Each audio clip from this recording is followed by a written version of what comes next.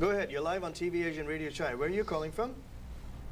This is Nilesh calling from Sunnyvale, California. Sunnyvale, California. Go ahead, sir. Go ahead, Nilesh. Yeah, my question is about gay and lesbian rights. Okay.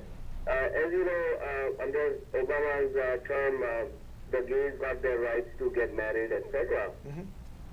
The problem is happening all around the world is that the religious books like the Quran and the Bible were written thousands of years ago, and they have literally written in there that the gays should be stoned to death or burned alive, etc. My question is, why isn't the politicians, as soon as they pass the law for gay rights, why don't they go back and say, strike out these words out of these religious books? Because they are preaching that on a daily basis in the churches and in the mosques, that gays should be hated. And then these people, people who are listening, they get brainwashed and then they go and kill people. Like okay, your question is about church and state, religion and state, actually not church, religion and state. I think why aren't they not going back and getting those things? Yeah, okay. I'll ask these two gentlemen that. It's going to be a tough one for them to answer, but I can tell you as a journalist that that is an issue that's been going on for decades in countries around the world, and states anywhere in the world tend not to touch anything to do with religion, as far as I know, as far as I can tell from my coverage. But your question's a good one. Your question's a good one. Let's have them. Let's see what are your thoughts on that. Sure. Yeah. Look, America is based upon the principle of equality.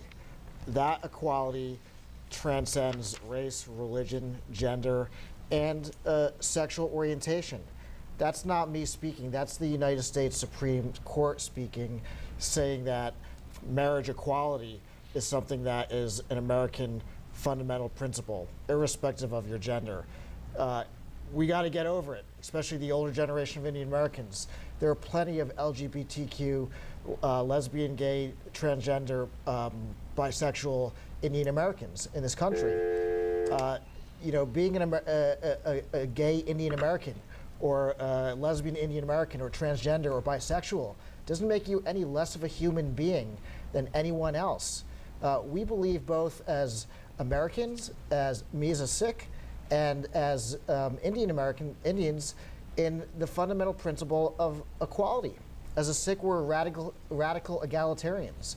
So it doesn't matter what your sexual preference is. You should have equal rights in America to marry the person you love and to realize the American dream.